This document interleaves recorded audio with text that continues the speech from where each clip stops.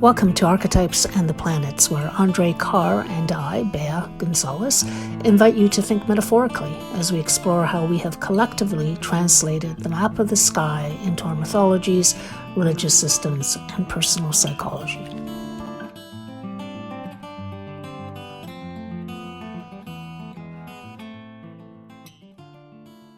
So, Andre, we went through all of the planets in the last episodes, and what I thought we'd start doing now, moving forward, is to talk about the conversation the planets have, which we call aspects. So these are the geometric aspects that occur between planets in a natal chart or through transits.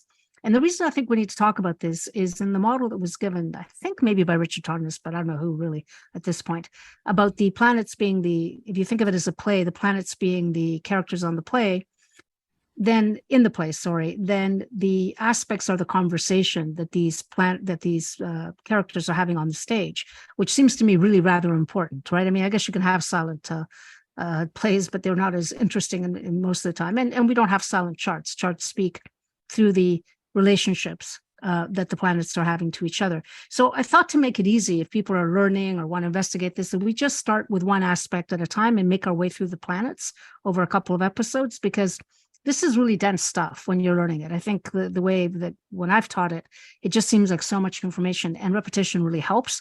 So I thought what we talk about today is the conjunction. And what did you tell us mathematically what a conjunction looks like, what an orb is?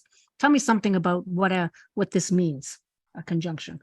Yeah, conjunction is when two planets are next to each other, either really close to each other or less close, and that's where people talk about orbs, which is the distance between one planet and another. So if planets are right next to each other, you would see them listed with the same degrees, exact same degrees. And then you can look at the minutes, which is the fractions of the degree, to see if it's super, super, super ultra tight or a little less so. And once you see the numbers being different, either more or less on either side of whatever you're looking at, then say the sun, for example, is at 7 degrees 30 minutes. Something at exactly 7 degrees 30 minutes is exactly conjunct. But if it's 6 degrees, 5 degrees, 4 degrees, it starts to be further and further away. And with the sun, because it's such a big, big force, anything even within 10 degrees of the sun, many astrologers will still consider a conjunction on either side, although then you get into arguments about, is it a stronger conjunction if the planet is on this side or that side? Yeah. My interpretation of that is both are valid, because if it's on the side that the sun will eventually reach the conjunction some days after the birth, then the person grows into that. And if it's on the side where it already did it, well, then when they're experiencing it in their womb, so it's probably affected their character. So either way, that's a valid conjunction. And it applies to any planet conjoined any other planet. In this case, though, we're starting with the sun. So the sun would be the planet, right, having something next to it. And therefore, that's why it's called. Conjoined means together. Together. Yeah. So it's basically on a wheel with 360 degrees. We're basically talking about two planets that are occupying similar space within about an orb, usually of 5 degrees. It can go further.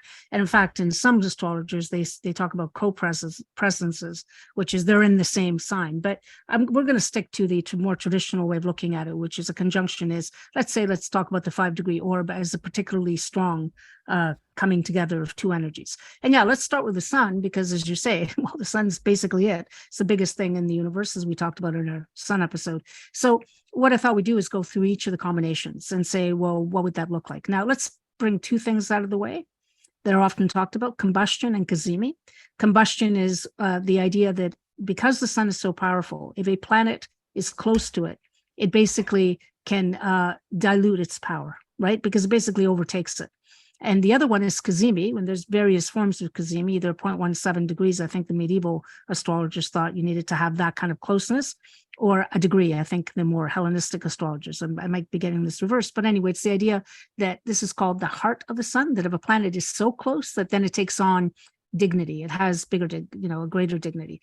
People will argue all day and all night about whether combustion or cazimi actually plays out in a way that is defined. So let's just leave it that those are two things that people talk about. So in case people do bump into this, they know what that's about. But let's just talk in a general way about these planets. So we'll start with the sun and the moon conjuncting or being in the same space. What does it look like in the sky? I mean, this is you can go up in the sky and see when the sun and moon are conjunct. And what does the night sky look like at that moment? Well, you actually can't see it in the sky because then you wouldn't see the moon. Exactly. Exactly. So the idea of the sun being next to the moon means the earth is blocking Yeah. the way, so then you don't see the moon. And that's effectively a new moon. Yeah. And that new moon may or may not be in an eclipse situation as well, which is a further thing you can add. But you can immediately, just logically think about the fact that if the sun and the moon are in the same place, they're in the same sign, the same location. So then both those energies are in the same place for that person, and what that means, which is the idea that you could then say their purpose, their direction in life, their heart, their true being, the sun, everything that is big about. By the way, the sun is the biggest thing in the solar system, not so much the universe, but it's definitely in the solar system, no question. The sun in the solar system. This is one of the biggest, I think, distortions that I'll often remind people about, because you draw a chart and the chart looks like there are all these points that are the same, and the sun is the circle with a dot in the middle. It should really be a circle with a dot in the middle that is the size of the entire chart, because it's so overwhelmingly big, it makes all the other stuff seem inconsequential, right? So then, in this case, that's a big important thing, but then the moon also in that spot. And then you have to get into what conjunctions mean. And the moon is especially interesting in the sense that because it defines the separately and really majorly, important ways, cyclical patterns in a person's life. It's the idea that the sun and moon, that's a new moon. So the new moon is a new beginning emotionally for that person. But you're born under that. So it's a little hard to grasp to say, well, okay, so they're born on that. What does it mean? They're a new moon individual. Right. And you can project into that and say it's a person that is given to important starts in their life and things like that. Yeah. But to me, it's more of an energy the person carries, where the sun and moon being together makes them, let's say, put it this way, a big contrast to having that versus its opposite, which are people that are born on the full moon, when the moon is very bright at a different part of the cycle. And this is a bias of sorts.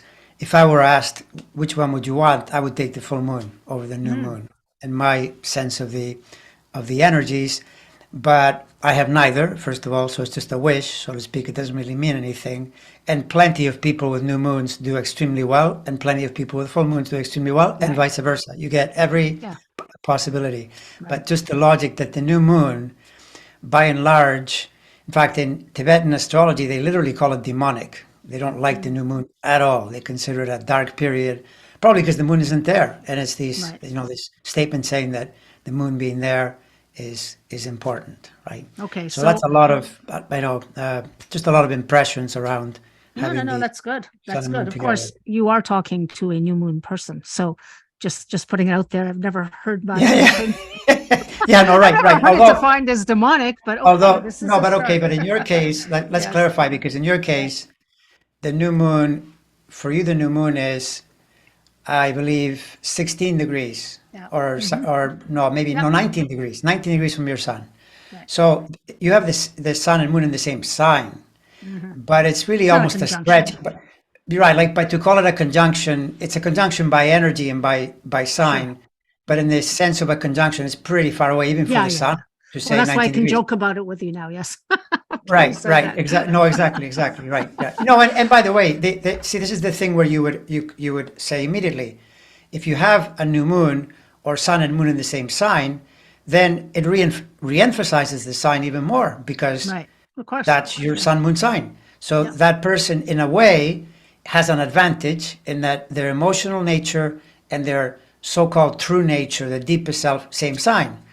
But what is the counterpoint? The counterpoint is they have less perspective on it. They just think, well, this is just what it is, right? And someone looking at that person or feeling that person from the outside might say, wow, that person is just so all in on this thing that they do, and they don't seem to understand the counterpoint and whatever. It's Yes, because yes. the conjunction, that's the drawback to a conjunction.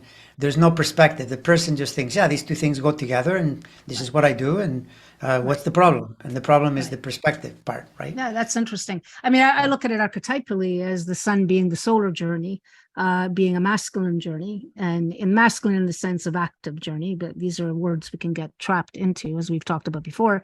And the lunar journey being more the relational capacity, the capacity to connect things. And so when you have them together, there's you can almost say that they're working in tandem. They understand the habitual nature, that is the moon, understands how to get to the solar path in a way, because they're not antithetical to each other, right? So they in that way, I think that is, I agree with you that perspective can sometimes be skewed, but on the other hand, you have this helping thing, because one of the things we know about the two lights, they're the two among the most two important things you have in your chart.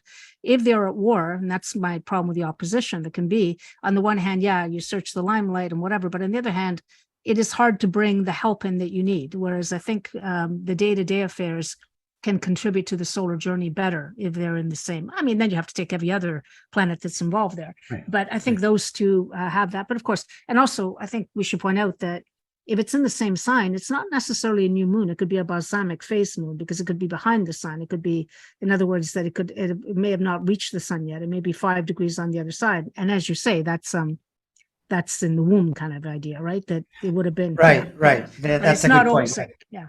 That's So a good point. Yeah. So see, there you get into it. But the many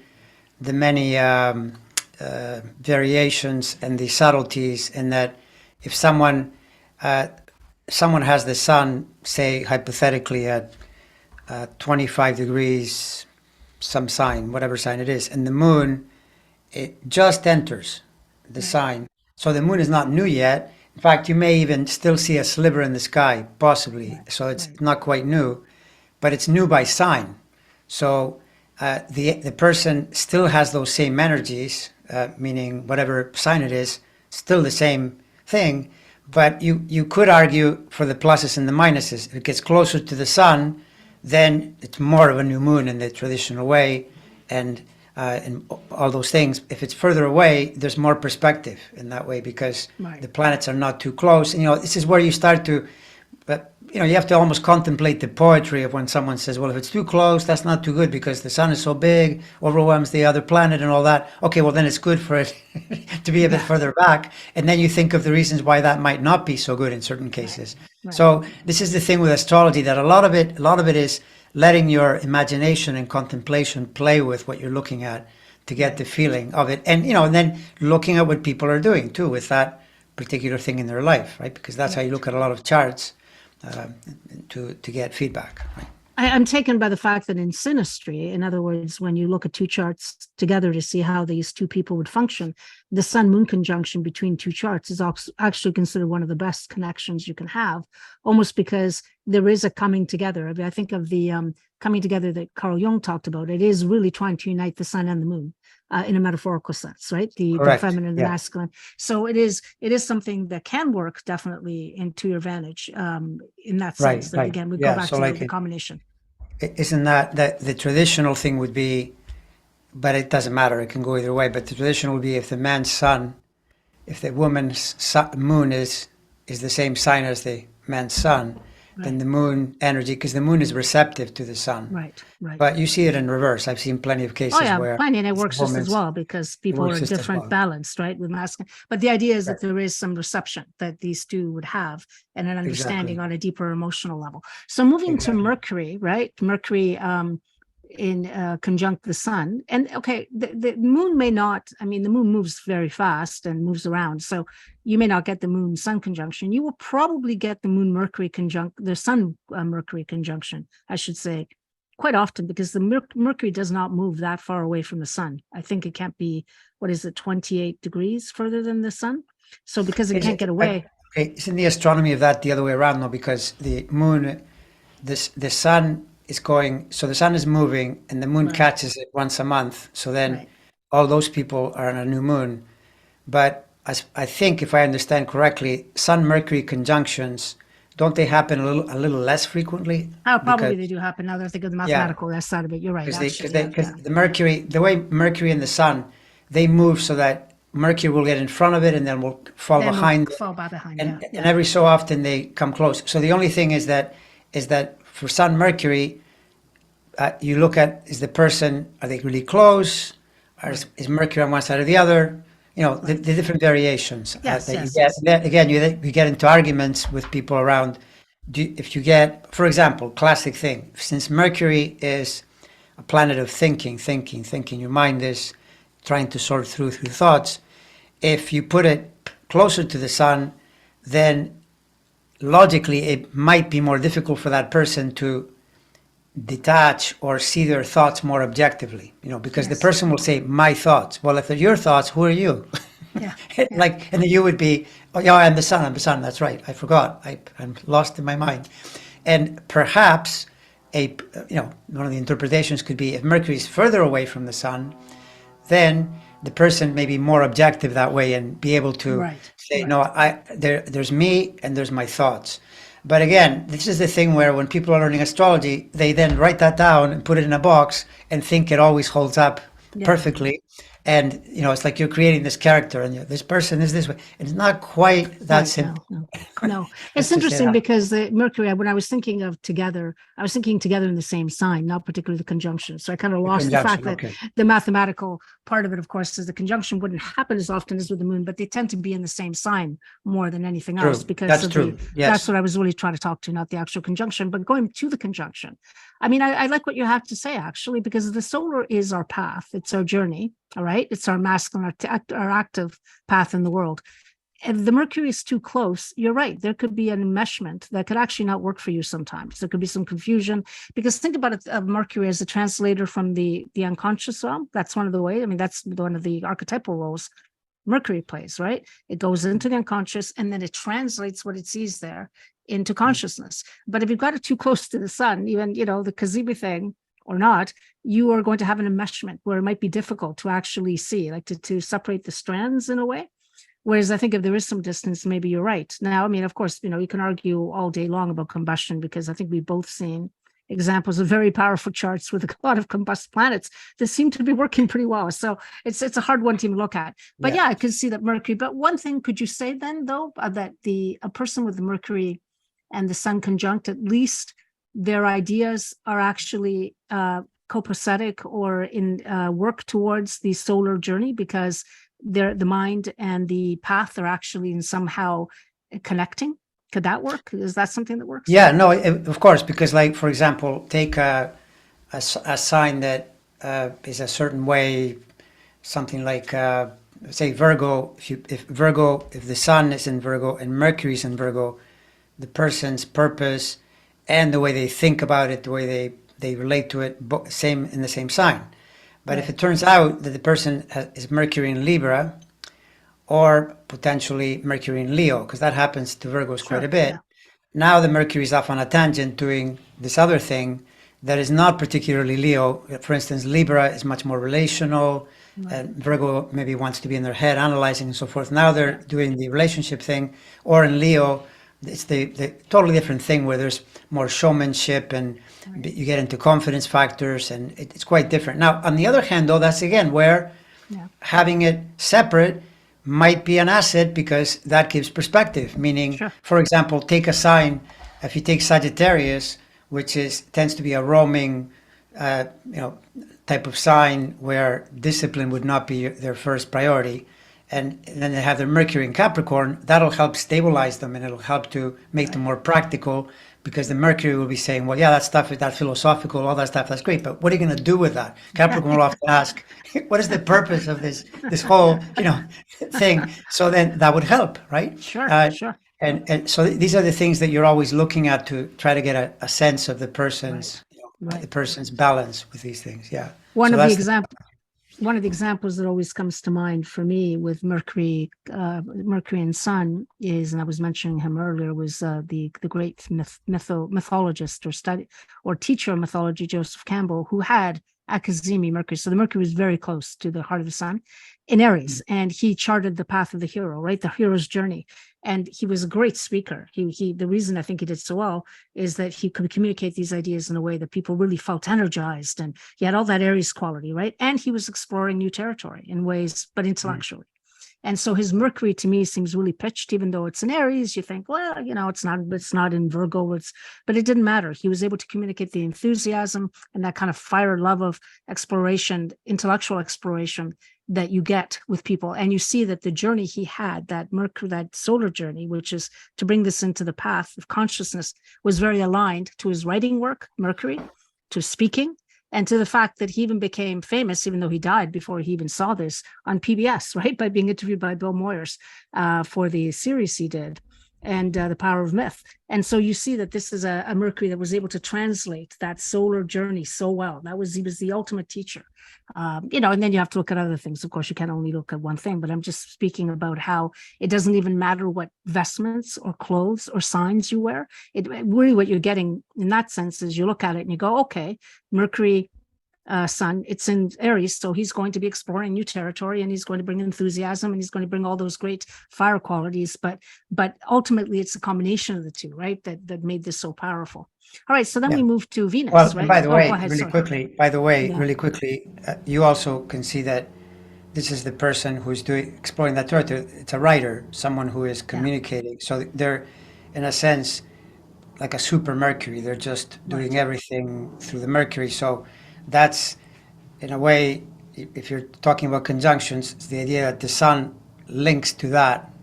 Inevitably, it has to, because it's there. So that's the way the person translates. Yeah. And didn't I hear you say that Oprah has another one of those? So that leads very nicely to the next one, because it's Sun Venus, and she has the Sun Venus. Oh, Sun Venus. Well. Okay, I thought it said. So Venus. So hers is Venus. No, it's Venus. Yeah, and if you think about it, what is Oprah known for? It's her incredible relational capacity, her ability, and it's in the third house, by the way, of talking and communicating and talk shows. And she's phenomenal at sitting with people and getting them to fess up or maybe say things that they wouldn't otherwise. She's also Sag rising, so very ebullient, but anyway, the point is that she has also a Venus Cazimi, right conjunct in the heart of the sun. And if you think about it, and it's in Aquarius, so it's not in particularly a sign that you would think is particularly good at relationship, and yet she's a master at this. This is what has given her the great weight that she's had, right? And pull. Certainly we could argue some people don't like her, some people like her. It doesn't matter. You look at the way the world in general has received her, and it really has always been as a person who is able to interview people and get them to connect with her on a heart basis, right? And then people trust her. That's just the way it is. Well, and the relationship part, Aquarius, from the vantage point of the idea of relating in a friendly way, where it's more of an acquaintanceship, because she relates to so many people. Yes, of course. Yeah. These are not, they're her friends, in quotes. Not really. No, the point is, she's an expert at socializing, which is what Aquarius does really well. Right. So you put her in a room full of people, and she's going to do extremely well. If it were in Libra, then it becomes more of a one-on-one thing. Right. Maybe if it's in Gemini, then it turns into a scientific quest, of some kind, where you're doing something. But Aquarius is perfect for what she does, right? Because you're communicating with a group, but in the third sign, where you're communicating in the most direct way, so to speak. So I would think there it's really, really helpful. Well, the other thing about her, of course, too, or I should say Aquarius, is that one thing she has done is brought a lot of outlier ideas into the conversation. So she was the first person to bring Eckhart Tolle in 2008, using the internet in a way nobody had, technology, Aquarius, to bring on a speaker that, she had this series that everybody watched and whatever. So she's also been really good at breaking through, bringing people that most people wouldn't have heard of, James Hillman, people that really were on the margins sometimes. She brought them into the consciousness because it was her own trip, her own Sagittarian search for meaning, right? So her chart's actually a great example of somebody who lived out a lot of the significations in a classical way. I'm not saying everybody will live it out that way, but in general, when you bring Venus and the sun together, what kind of things do you see? What kind of things are privileged or become important? Well, with Venus, you always think of beauty. So you can let that. That turns into possibly into art, Yes. broadly speaking, but it could be matters related to women because Venus is connected to that.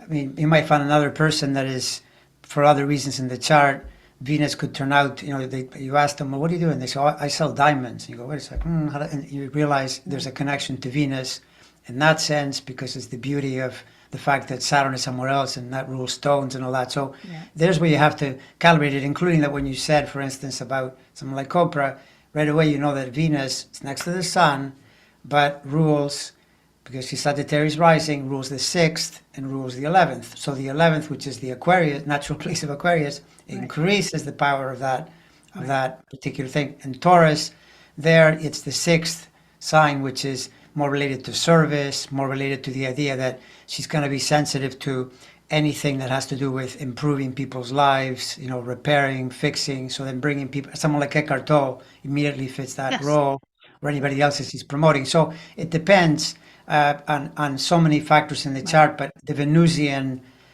something about the Venus and what it's doing in the chart, is going to be really important because it's next to the Sun. Yeah. At the very least, I would think that people with Venus and the Sun in the same area would privileged relationship would find that this Venus subject that becomes very important, right? In a way that maybe with other planets we'll talk about it won't be as much, and so maybe there's a bigger drive to relate, but maybe not. Okay. There is. Well, there is. I don't know about a bigger drive to relate. That's if the Venus connects to to the Libra principle and they're relating well. But can you see how? Because I've seen this, and this is fascinating.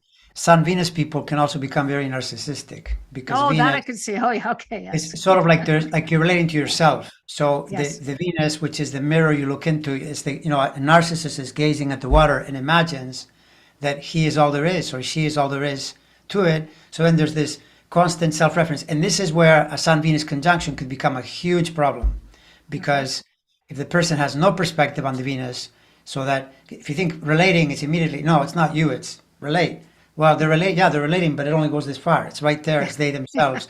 So it would be potentially one of the most dangerous conjunctions to have. But this is where, though, once again, you get into this X factor because you start to wonder, why do some people become this way? And you can do things like, well, maybe they're an only child or something happens to them that they turn in this direction. But you get plenty of narcissists and they have four brothers, whatever. There's no, it's really hard to say, in every single case, this is what tends to happen. And not always true.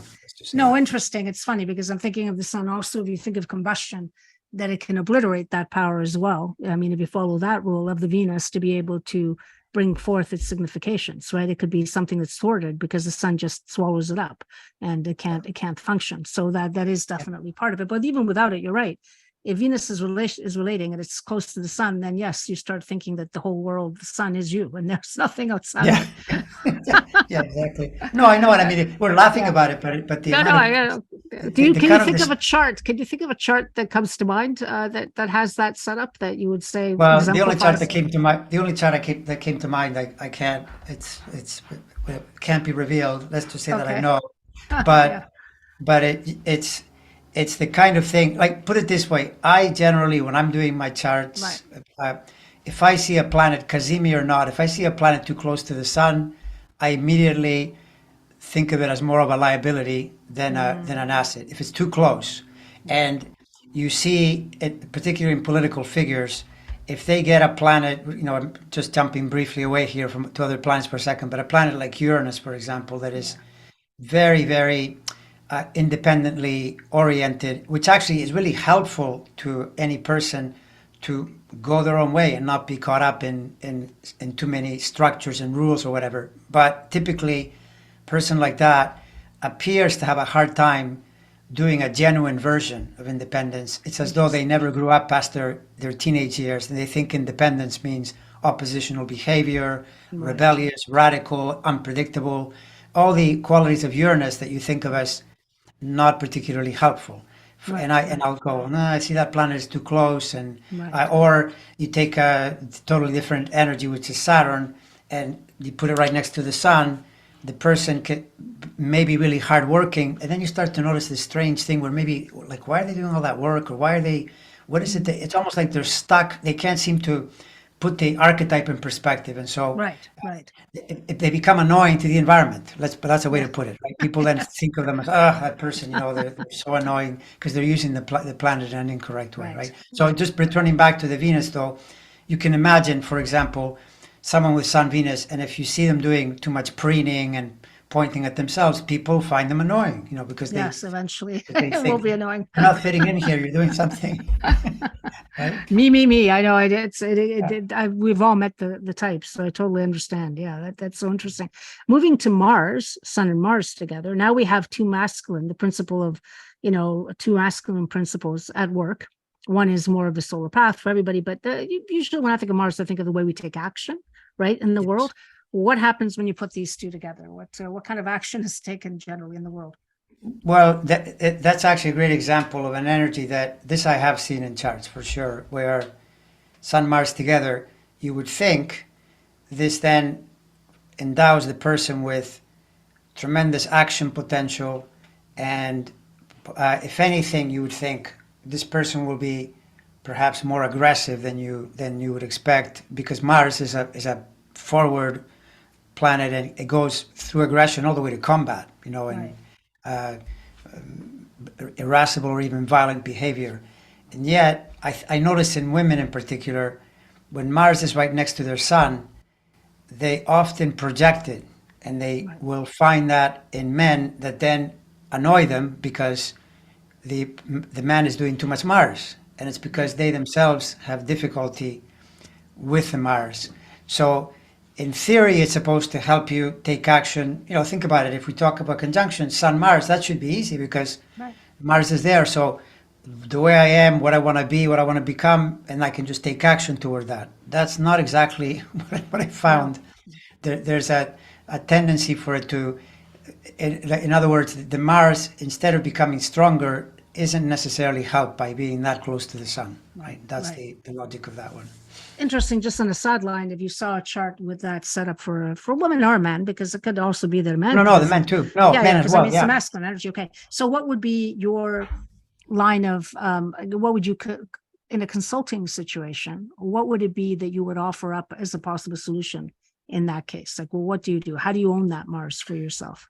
Well, this is where the one size fits all, in the sense that if you're looking for a universal principle that applies to everything and everyone in all The woman. situations, then it's just awareness, because awareness is the faculty in someone that helps them to realize that they're doing something, or that they're thinking something, or whatever it is. It's something has to be discovered, and once it's discovered that way, the part of you that is aware, and some people can even say the part of you that is aware is your real most true part, your most true whatever that is.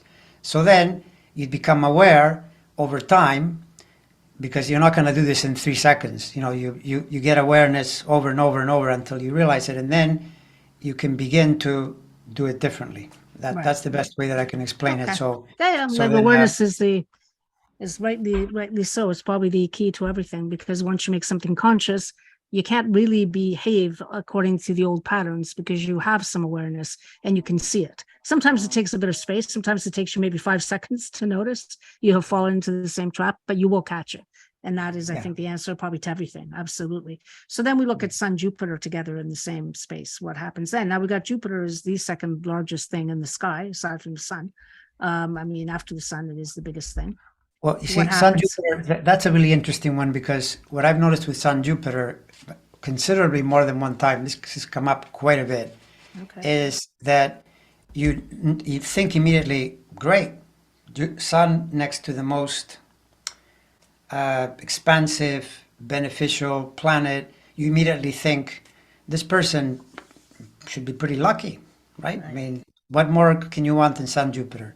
What I noticed is strange about Sun Jupiter, and this is the combust quality, it seems to show up too frequently for comfort with individuals that are lucky, but they don't think they're lucky. They don't, something about their life, they wish it were something different. They wish that they were more more things were happening, that they're held back in some way. In other words, it almost seems to propel them into their Saturn, and instead of realizing, no, Sun is conjunct Jupiter, and so it's not particularly the super, confident energy you would expect. Although there's the proximity to the combustion would be, say, up to about 10 degrees at most. By the time you get to 10 degrees, it's fine, because Jupiter in your sign, if Jupiter is at 5 degrees and the Sun is at 20, let's say, that's actually a strong asset. It's when it gets too close that I've seen this effect, right?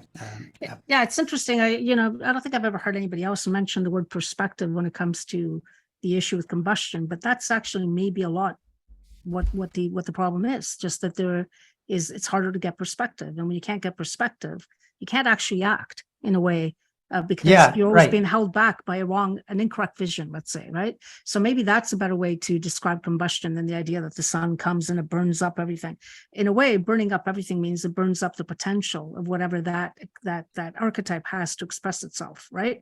Because it can't quite take the heat. It's trying to get out of that place, and you can't. I mean, we all know how we feel, frankly, when those days, like today here in Toronto, where you can't breathe. So it's very hard to then effectuate it, get anything into action. So I think I really like the idea of perspective being related to the issue of combustion.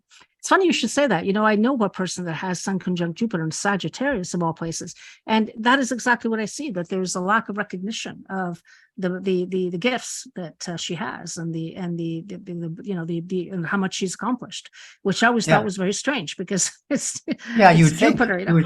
Think you'd also think Jupiter is in a sense like another sun. It's a very confident energy. It's great for politicians, the idea of I know what to do, follow me type energy. Right. And yet it's inexplicable sometimes. You see them next to the sun, and if anything, there's a confidence problem. There's something that, what's happening here, I'm not sure. And you typically find somewhere else, Saturn conjunct the moon or some Saturn thing that explains it. But yeah, that's also there. And again, we should repeat that this is really going to be more operative within 5 degrees a lot, and even within 10. But that if they're in the same sign with 20 degrees separating them, it's a different thing. They're actually helpful to each other because they do have that perspective. That separation allows for distance and maybe cold, hard reflection, which you don't get when you're in the heat of the sun, right? Where you're too, as you say, you take things too personally. So let's go to the one that, of course, everybody fears, which is, or not everybody, but I guess astrologers generally look at, that's the Saturn-Sun conjunction, because you take a very cold planet, a planet associated with limitation and hard work and discipline and really death, the edge between material reality and non-material reality, and you put it together with the solar, the hottest thing there. What the heck happens then? Well, it means the person is really attuned, really pulled by the Saturn energy. So you always think, to my mind, with these things, up, down, or high expression, or you could say light and shadow, whatever you want to choose to describe that these energies, they're not a fixed thing. And it can be a bit of a crapshoot in terms of what you get, because you would think sometimes, well, it's because of the family that you grew up in, or whatever it is, and doesn't always hold up. Who knows? There's a mysterious factor. So Saturn on the high end, because Saturn is a contraction force. So Saturn ultimately is in constant dissatisfaction, trying to work to achieve something. You concentrate and you try to achieve it. So that could mean a really hardworking person, and I've seen that, no question.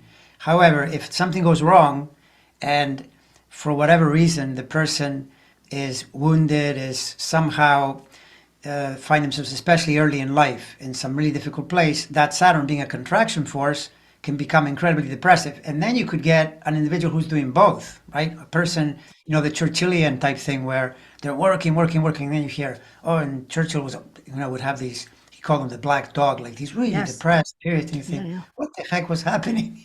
Look what he was achieving. He's this big figure, and yet he couldn't be happy. Now, I'm not saying for all I know, he wasn't even Saturn's son. He's just doing that particular effect, where the Saturn on the downside, because it's contractive, can feel like a real downer. And by the way, I'll be totally honest to say, if a lot of these things, when we're talking about what they mean, this is where if a person is interested in astrology, you learn what a conjunction means when you have a transit and you experience the Right. conjunction. Sure. Of course. Because it's going through there, and believe me, you will know immediately the feeling of Saturn and the feeling of Jupiter when you experience those two. Yeah, It's very so different. obvious. Right? Yeah, very different. Like for all kinds of reasons, how you feel, the things that are Right. happening around you. You have to be dense, like thick as two planks, to not recognize, the variance between those two, right? So, I, and by the way, again, it's easy to say, well, no, I want the Jupiter. Yeah, maybe you do, but realize that if the Jupiter it descends into the more difficult side, Jupiter being expansive is also indulgent. Jupiter doesn't yeah, like yeah, working. yeah. Just like Zeus. Zeus was partying all the time, right? Yes, it was. So it doesn't like working. If you're life on Earth almost always requires work and focus. So Saturn is the one that encourages you to work. Yeah. Jupiter does not, right? So Yeah, my experience of that Saturn Sun conjunction, and people who are born who are early Pisces people are experiencing that conjunction to their sun right now, and so they may feel that you feel a little bit like the energy isn't there, that there's something that the life spirit has gone missing. But you can maybe find yourself working very hard, but seeing maybe not many results. I've seen it play out many different ways in transit, but the people I've met with Saturn Sun have always seemed to me to behave a bit Capricornian in that there's a dour, there's a little bit more of a serious expression in how they approach things. It's almost like, they're a little bit old before their time, or they're like they've understood that life has suffering in it. There's something about it that makes them, even in signs where you would think, well, that's a fire sign, it should be, but no, there's a feeling of heaviness in their journey, in their path. But that doesn't mean they don't accomplish. In fact, I agree with you. Saturn gives you the capacity and the backbone and the discipline to outwork everybody. So you'll get there. But I still feel the heaviness sometimes of that kind of thing. Like as any Saturn contact will give you that feeling of heaviness, and yeah, partially it is also a feeling of responsibility. You get the sense. One thing I've seen, I don't know if you've seen this, is Saturn Sun people being made to be caregivers to parents early on, almost like they had to take over the role of being right. a parental figure to a parent. Yeah. And that's maybe where the early wounding happens. I've seen it many times, actually. Yeah, Uh, well, by the way, you can, this is again where the astrology is in a lot of ways a calibration exercise for the astrologer, because what you just said is totally true. Or you could hear the same story and the person will say, I had this early life experience where I was thrown into all this responsibility in themes and in areas that normally you expect to be much older. But for whatever reason, that person's wiring adapts to it, works with it, and it makes them more responsible for life, more successful because they acquire that at a much earlier age. There's much less, there are less ideas of entitlement or, more Jupiterian. Well, why am I not getting this for free type thing? The Saturn just says, no, you don't get anything for free. Just get to work and do what you're doing. And there, being under pressure when you're younger can be a huge asset, provided it didn't break you. right. Somewhere. Yeah. But yeah, you're totally right that if you see, for instance, Saturn near the Sun or Saturn right on the ascendant or somewhere where it's very close to the person's makeup, that the conjunction, the fact that Saturn is like that inclines the person in that direction. Right. Yeah. I would say also that this is where we're talking in generalities. We're talking about two planets coming together, but a chart is a very complex system with where you could have a Yes. countervailing force, and Jupiter, let's say, maybe trining the sun, and that allows the sun its expression, even though Saturn is there. So there are many ways to look at it, but in general, I think Saturn in a conjunction to anything brings a certain heaviness of tone that It does does. not exist with.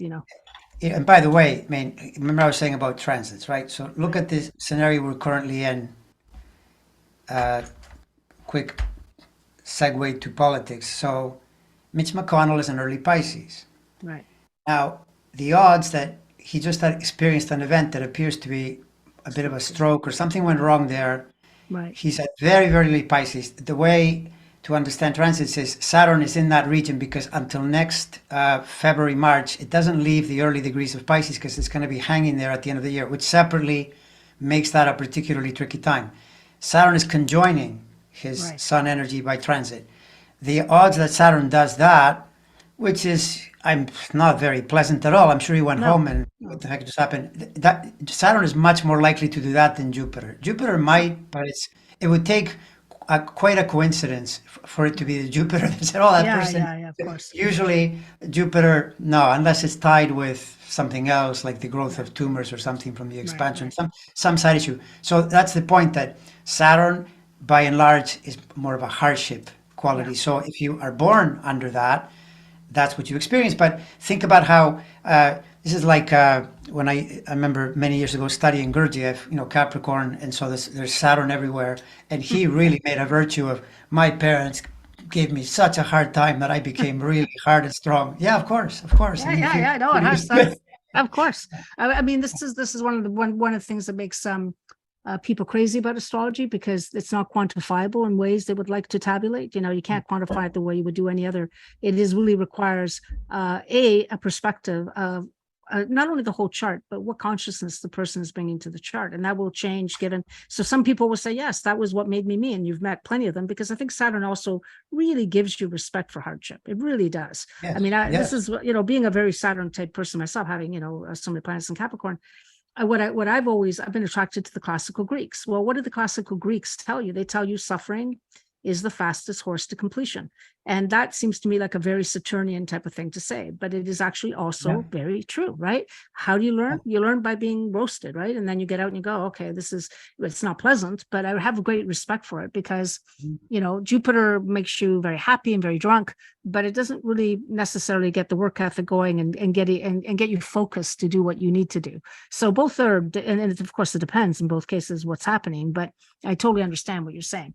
Okay, so Yeah. Uranus is there next in the list. Now you've already talked about the Sun Uranus problem, which could be that you either get someone very brilliant or you get someone who's just a rule breaker and a completely chaos agent. We Right. we know one, we know a prominent one that is such a person, and actually by Have we ever? I know he who shall remain nameless. I mean, nameless because the, everybody speaks about him too much and it just gets boring. he's also known as the Big T, right? The Big The T. big T, yes. Um, But the chaos agent's really funny because you've had the Uranus transit to your sun like I did. And what I found going through that, and that's a one in 80 every 84 years event because it only yeah, which reaches your sun every you may never you never see it. see Yeah, again, exactly. right? Okay, you Yeah. may not even see it, but we did. And I remember at that time just how utterly chaotic my life was due to circumstances I had no control over. That was what was crazy about it. Mm. I was doing graduate work in England, and I remember the Gulf War started, and I was working, to try to help to help pay off my debts. I was trying to, or to help pay for this program. I was working for doing translation work for the hotel industry. Well, the hotel industry totally collapsed because people stopped traveling. I had no control over that, right? So that put me in a very precarious financial situation. And then there were other things I had no control over, like the thesis supervisor left. I mean, just weird things that all Mm. coalesced Mm. ultimately to free me, liberation, Uranus, from that path, the solar path, that I was on the wrong path. I was trying to get a PhD. It wasn't really what I needed to do. So all these things, but it felt so chaotic. So I'm wondering, is this the internal kind of working? So, I have a son with this actual aspect. So in Aquarius, so I can see how it can manifest. But is this what happens in the solar path, that when you have Uranus very close, it's very hard to maybe even go on a straight and steady path because there's Uranian activity always going on? How have you seen it beyond the man who should not be named? How have you seen this manifested in actual charts of people you've Well, consulted with? once again, though, the including the Big T, uh, to me, the Uranus, when it's too close, he may not be the best example. In the more common thing, if it's combust, if it's right up close to the sun, the person has a harder time embodying real independence. There's an independence there. There always is, because when the planet like Uranus conjunct the sun, you can broadly speaking say this person, they appear to be pretty independent, but look a little closer and then you find some big flaw where they're dependent on something, or they're not quite fully being themselves the way they could be, because they're following someone else's something, something that Right. guides them and so forth. Yes. And from the Uranus being too close, the Uranus being a factor of uh, expressing your unique self, being as independent as possible. And you'd think, since it's next to the sun, that should be easy peasy. It's better if it's further away, Right. at Right. birth. At birth. Now, Yes. the thing, what you were saying before, though, that's in transit, where In transit. Yes, of transit, course. these things where when you're looking at a chart, the transit, the closer it is to the point, the more you feel it. That's a Yeah. total Oh, rule, yeah. right? There you forget about combustion and all that. That no longer applies. In fact, then you can even say the closer it is, the more likely it is you'll figure out what it is. Yeah. The one is further away, that's kind of there. Then it's Yeah. really on you, and then something will happen. We go, wow, it's in the building. Right. It's really clear to me, that Right. that it's present. So Well, and yeah. you see it actually in mundane charts when revolutions happen or revolts or radical change. It's in the building, and when it hits, it totally radicalizes the groups that will go out there and bring out the pitchforks because they've had enough. So you see it how it can happen in the world. In the personal chart, it can happen at birth. It can be that there is the way I've looked at it is that there is a constant need to change things up, to revolutionize, to dramatically alter your circumstances to fit maybe a new vision, because Uranus can have a very far reaching vision of what you want it to be. But again, the combustion, as you say, may actually limit that capacity because, and I again go back to the fact that I think it's a brilliant word you use, because perspective won't be there. So you can't see it. Right. And so you might even be rebelling against the wrong thing, right? You might never even know what you're rebelling against. So again, that's the problem with having any planet that close to the sun. How about now Neptune? We get to the planet of confusion. The planet of Yeah. creativity and also, by the way, also of course many other things, dissolution, but also of connection on a very high level. Spiritually, we can talk about artistically. You see a lot in artist charts. What happens when the sun and Neptune come together? Where's the flawed vision of combustion there and Well, one way to understand Neptune in some ways is not exactly the opposite, but definitely a great contrast to Uranus, because Uranus tends to be a sped up, electrified energy and connects, for example, to excitement really easily. That's what, in a way, electricity seems to convey that. And whereas Neptune is much more connected to peace and tranquility, there you can get into why it has more affinity with, say, Venus, and Uranus has more affinity with Mercury, for example. It's in the same range. So Neptune individuals more artistic, more inclusive as well. Uranus tends to be more exclusive yes, because it's an independent energy, where Neptune is more prone to joining.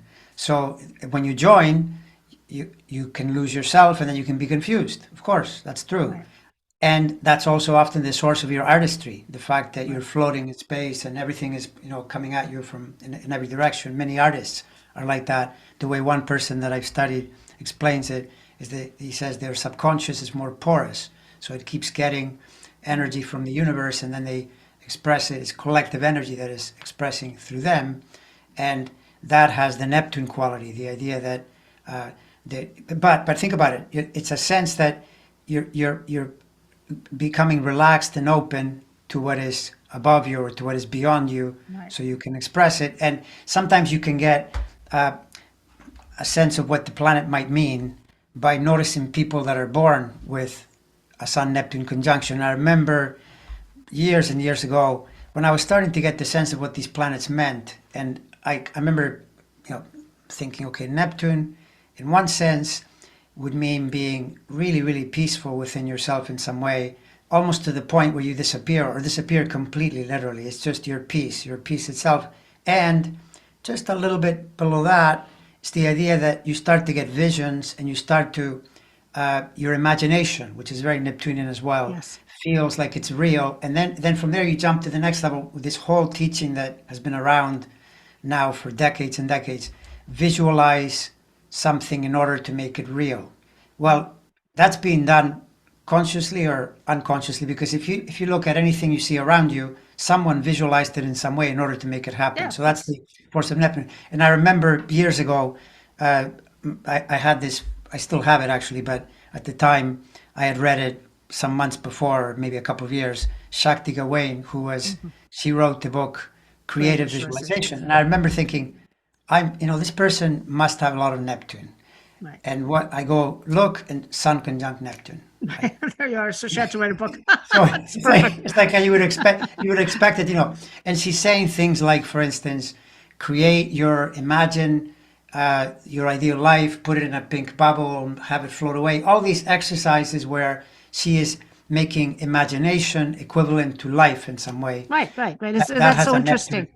because they Yeah, used to be laughed at, and now absolutely every elite sports coach is using exactly this technique to get their their athletes. Actually, exactly. I just on the Neptune issue, I've just finished a biography of the musician Jeff Buckley, who died at 27 by basically walking into a river, and he wasn't trying to commit suicide. This is awful. I mean, he walked into a river and was swept under and died very young, but it was a tremendous, tremendous talent.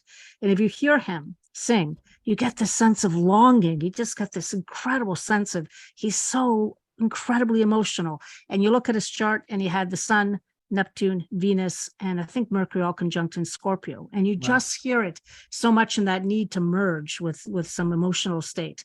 And I think that's what gave him his power. I mean, he's become iconic since he died. People listen to his music all the time, and he had one Yeah, album called Grace, of course, that people are still talking about so many years later, and you think, well, how did that happen? And you look at it and you go, okay, this is the power at work, right? Of Neptune. This need to dissolve to the point that you almost dissolve in, tragically in water, but it's more So just what so you hear in the music.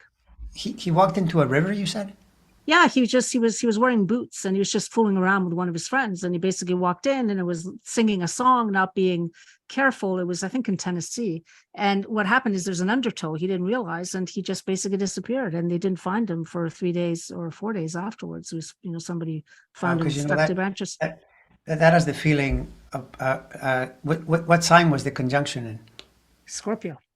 Okay, Yeah, a lot Scorpio. of, So you yeah, think about, because I noticed that Neptune, this thing that happened with the submersible, the right. Pisces has more of a feeling of the ocean. Yes. Scorpio has the feeling of a swamp, Yes. but That's Scorpio, interesting. right? I mean, when you think about a river, a dark river, that hauls you Yeah, under, yeah. that has the feeling of Scorpio. But then, my mind immediately goes to this thing where, like, he gets to St. Peter, and Peter says, like, why did you walk into the river? Why I did you know, but do that? he wasn't 27. Sorry, I made a No, I mistake. know, He I was know, he was I know. 31. No, I want to make this clear because he was actually 30 or 31, and Saturn was in Pisces in his chart, and Saturn I think he had just had his Saturn return, or was in the middle of his first Saturn return. But the point is that when you look at, I'm more commenting not in the way he died as much as his music, the quality of his His music music, no, that's true. is Yeah, yeah, incredibly Neptunian, just incredibly Neptunian. I mean, the circumstances of his death are extremely tragic, but you just feel like a person and by the way, one of the persons he connected with was a Sufi singer, and they would sing together. You could tell that there was a longing to have a deeper connection. And I think that's the Neptune side that is very yeah, positive. Of yeah. course, the No, it very makes sense. negative is a lot of people do drugs, but because they want Well, to get to yeah, that same state. But that's it. But it was part of his path. I guess what I want to say there is that the sun Neptune, if you look at his path in life, he was a Leo rising. Okay. So the sun right. becomes extremely important.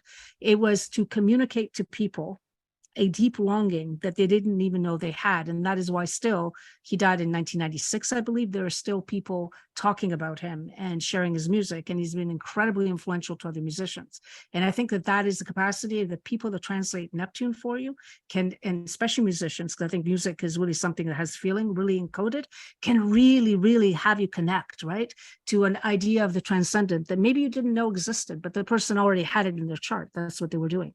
That's right. Yeah, no, and the Neptune being conjunct like that, of course, in his case, it's really extreme because other things are conjunct, and he's in a sign that itself is a merging, joining sign. So you're Right. you're increasing the same force, you're multiplying it more and more. The thing would be though that his longing, what if you think about it, it's the longing to die. The moth to a flame. Like you Yeah, want to yeah. disappear. You realize that what you are is incredibly limited compared to this other feeling you can join Yes. to. Yes. And now, just any Sun Neptune, even if you don't make it that extreme, and you put it in, say, you put it in Gemini, for example, which is not at all that way, because that person with Sun Neptune in Gemini, maybe they spend hours thinking about scientific, like a Tesla type, Yes. they're Yes. thinking Yes. about Yes. engines, Yes. whatever.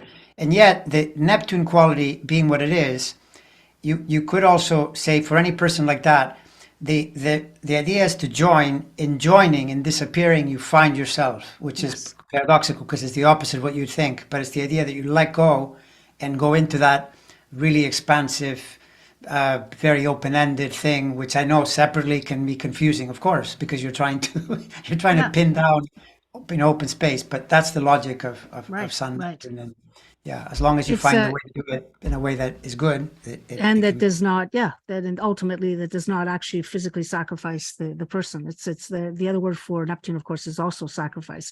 So we'll finish with Pluto, because I think Pluto and the sun, we're talking about two forces, one very large, one very small, but still, oh my God, you put them together and they can be extremely powerful. What is your take of the Sun Pluto conjunction?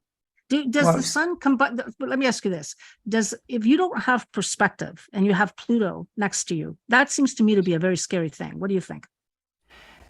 yes. So Pluto, Pluto. Think when you think of uh, lack of perspective, and you think of it as a potentially uh, problematic or even malignant force, you think of the Plutonian energy going astray in some way.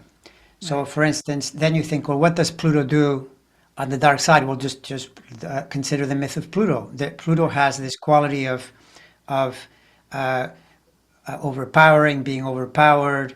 Also, things like if you become extremely addicted, because Pluto is a very sticky, deep, intense Yeah. energy. There's a lot of passion. You see this a lot in passion plays between people, where you get jealousies and control patterns and stalking and insanity like that. So, if the person has a Sun conjunct Pluto, they may lose perspective on that and be vulnerable to being overtaken, overpowered, kidnapped, or incredibly attached, addicted to some kind of behavior that is Pluto on the dark side. Like Pluto on the upside, ruling the underworld and death, is the best transformer by far. The idea that it's Shiva in the Vedic, you know, paradigm is the idea that Shiva destroys in order to create. Very useful force, of course, if you can do it well. If not, then it's problematic. And if the planet is close to the sun and you start to see this person stuck in a rut, repeating something that is not particularly harmonious, helpful, like for example, Pluto Sun could be the classic criminal, or a Right. fascist, Yeah. Yeah. Of someone course. who's totally enmeshed in a white supremacist, someone who Yeah. thinks the way to control the world and the way to feel good is to enslave everybody else. I'm going to take Right. this, and that's because they're missing the point around Pluto, which is a very potent force, but it's not meant to be used that way. Right? That's the Well, I think logic. you're speaking to one of the Pluto words, which is power, the power dynamic, and how there's a concerted need to come to terms with your own inner power. But if you're doing it in the inferior way or the shadow way, then you're trying to use power over others instead of saying, "Well, I'll apply Pluto and be really directed in what I want to do and use the power of concentration to do practices to make me powerful." It's actually, yes, and going back to the principle of combustion, there's no space to have a perspective on it. I can see why it's easy to see the other as Pluto, not yourself, right? Or no, or actually worse, to actually start taking on the trappings of Pluto and think that you are super powerful and therefore you can overcome things that other people can't. And then you've got into real problems. But to some degree, I always think that when you put those two together, the solar path has to include the Pluto principle in some way, right? In some It way, you does. have to come to terms with power, the power dynamic. Right, right. But I So, mean, you think about the whole idea of projection. So a person with Sun Pluto, if they want to see the Pluto, they want to know what the Pluto is, they have to be the Sun. right. So to be the Sun is the logic that's prior to all your thinking, feeling. It's just your beingness. Then, from that vantage point, you would likely get a sense of, oh, this is what I could do to help transform the world in some way. And Right. typically that's going to be benign. For example, it could make for a great psychologist. If the person Yeah. Oh, has yeah, for insight into sure. their Pluto, they realize there are these problems in the world and I could be the agent to help change that. However, if you're not enough in your sun and the Pluto draws you in, this is where a person will go, oh, look at the world. The world needs changing. There are too many of this type of people. We got to get rid of these people. Sure. The Hitlerian Hitler type thing, that's Plutonian, Yeah. Plutonian International. running Yeah. amok, where you're going to change the world into something you think is the correct Right. thing, whatever Right. you've decided on, when it's just because that's your own bias. There's no truth Yeah, to. I would think that that would probably operate more on an opposition or square, which we will get to. I'm wondering if the conjunction between the sun and the Pluto might make the person feel disempowered in some way because they can't quite, or make their solar journey seem like a disempowering thing, right? Because they can't quite grasp it. It's too close. Yes. So like Yeah. the Pluto principle is, and so maybe, you were talking about women or men, they may attract to themselves people that play that Pluto story for them because it's very hard for them to Yeah, grasp very it. true, very true, very true, very true, and very true also in that uh, by and large, if you experience it in transit, and it tends to be a very helpful force to really change Right. you in some way. But you're totally right. Yeah, that it's the idea that you project it. So for Right. a woman, for example, if a woman has Pluto too close to the sun, she needs awareness to realize it's her Pluto. So the tendency is a Plutonian male will show up, and so Right. they'll be complaining, "Oh, my boss, he's horrible. He's constantly dictating to me and bossing me and being the Pluto outside." And even worse, if it's a marriage, and it Right. leads to Of course. those heavy, when you hear about patterns of control and stalking and things like Right. that are very Plutonian. So I so think by the way, that would apply to, I they think, to anybody, not only male or female or trans, or yeah, it doesn't yeah, no, matter. not true, not true. Basically, No, when you yeah, yeah, disown the Pluto, somebody's going to play it out for you, right? And one way the Pluto does often play is sexual control. That's just it. It doesn't matter sure. what orientation you have. I think that it's a Yeah. problem. You really have to actually start looking at it and dispassionately, which is hard because the sun's there, so you can't do it. No, for sure, yeah, and I mean because we're doing Pluto today. Now, don't Right. get the idea that I'm speaking only of women and not men. Oh Because, yeah, for of course. example, if you want to see a man experiencing Pluto through a woman that becomes the all-powerful figure, just put Pluto next to the Moon or put Pluto Oh next to yeah, of course.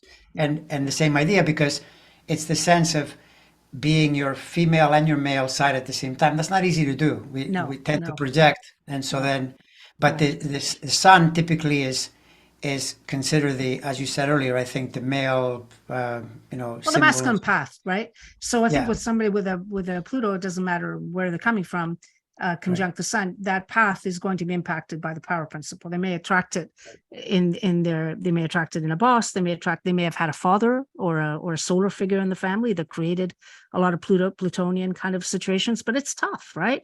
But again, I want to finish with this by saying that what the word you brought into with conjunctions and combustion actually is a word I haven't heard used, and I love it. The idea that the problem comes from a lack of perspective because you don't have the space to be able to see what's going on. So then the only thing you can counsel in that regard is to build that perspective and that awareness, which to build a through presence perspective. work or whatever. And that Yeah, applies to everything. I understand it, but yeah, I think it it, was much more so with conjunctions because you don't with have that. conjunctions. Yeah, and by the way, we're jumping ahead a little bit because we'll be talking about other angles like Yeah, squares are when you get things at right angles to each other, and then the opposition is when the planet is on the other side. And it's right, it's a standard definition that the most aware aspect is the opposition because you can see the planet. The two are right, opposite. right.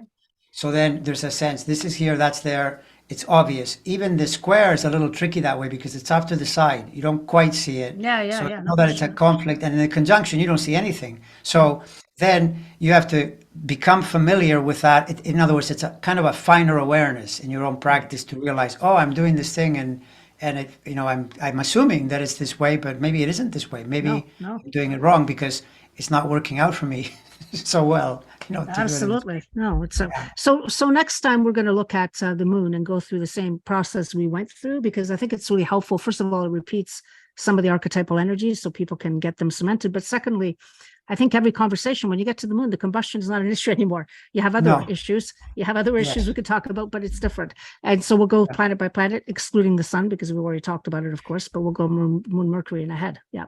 Yeah. We didn't cover the one we didn't cover. We can leave it for next time, but there is the sun Iris, Right. which I think could also be really useful. Well, if someone actually has it, and nothing is coming to mind at the moment, Right. but Okay. that archetype would also be super important. Kind of Right. like Pluto, but a totally Well, it's different still thing. that warrior energy, and maybe I'm assuming I have not paid attention to it, but it might bring the notion of being an advocate, or being an advocate for the people who don't have a seat at the table, let's say, because you yourself never had a seat at the table or never felt you had a seat at the table. That's one of the ways I would look at it, in some ways, right? Disempowerment, but then looking for empowerment through finding. I'm just thinking about Iris as it relates to the story of how she did not have a seat at the table, the wedding. Right. And so she came in and disrupted everything. So it could be the great disruptor in you because you feel you have been victimized or not allowed a voice. And when you don't allow people a voice, they come back, right? It's a new energy, so it's still being course. studied. But you can think of, for instance, some of the effects could be, and if it's a conjunction and you bring in the combust and all that, then, for example, you might have in this case, a woman who is maybe gets on a feminist trend and maybe is overplaying it a bit, let's say, a bit too much, or the notion of, which you see with Iris a lot, because of the thing, what the myth says is it's a competition. So Iris is intensely competitive. I just did this thing with Arnold. Arnold has Iris up in Aries, up in the midheaven, wired, and so he was incredibly competitive, particularly early in his life through what he was doing. So those particular patterns can show up, and if it's a conjunction, is there a perspective? Are you doing it properly? And again, if you're advocating well, then that's a really useful archetype, and if not so well, then you'll attract all those problems as well. But the idea is that they're conjunct. And well, I would leave it with just on the thought of Iris and possible as a conjunction. To me, it might manifest in a person who overplays, who is so enraged about some being disowned or being victimized in some way, that they may take too much action that is in a way revengeful, and it could lead to the Trojan War, which we don't like. So it is that feeling, because you don't have the perspective to see that what's driving your need to save others is the fact that you yourself were victimized. So it's like everything, right? You got to really be looking at it carefully so you don't pass on the very thing that was happening to you. And again, with conjunctions, that perspective can be a little bit problematic. So if you're at least, here's what I would say.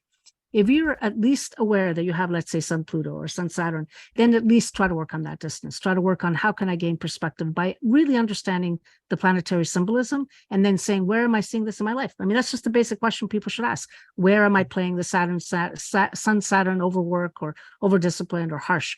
And I think that's the only reason to study this, is to be able to actually live a better life and maybe not torture other people with your own unseen complexes, which is what a complex is. What else is there? Yeah, and the thing is that's the logic of astrology, is that, say if a person discovered, oh yeah, look, I have Sun Iris conjunct. Well, then, to begin with, even just the lunar movement as it's moving around will trigger that conjunction several times a month. So you get a chance to feel what's going on, sense what's going on, see what's going on, and you will, over time, build a kind of collage of your Sun Iris, because you should spot, for example, say you have a really competitive something in you that because of Iris, the moon will trigger it, and then you might be comparing yourself to someone, or you get lost in some kind of thing. Oh yeah, I'm doing that. I see. That's the Iris. So slowly you're beginning to be familiar with the archetype, so that it doesn't capture you in the same way and lead you into cul-de-sacs. Because competition, if you use competition well, it's a tremendous asset. The thing with competition is to help yourself do something maybe you otherwise wouldn't do. And this is where people will say, oh, those tennis players, the one tennis player made the other tennis player be better because he challenged them to find new resources in himself. That's great. It's only when it becomes corrupted and then you become captive of the archetype. Yeah, exactly. Great. Okay, so let's meet next time to talk about the moon and what happens when you put the moon together with a whole bunch of planets like we did today. Right. Thanks a lot for today. Sounds good. All right. Okay. Thanks for listening today. If you want to hear more about all of this, go to YouTube, where you will find Andre's channel called Astrology Alert. He posts videos there almost daily. He also teaches classes through his Patreon account. You can find me at sophiacycles.com. If you want to support my work, I've recently released a new novel called Invocation, which you may find of interest. Go to my website to see a book trailer about it. It's available in all fine bookstores, including Amazon and Barnes & Noble. Finally, if you like this podcast, please rate it and leave a review so that others will find it as well.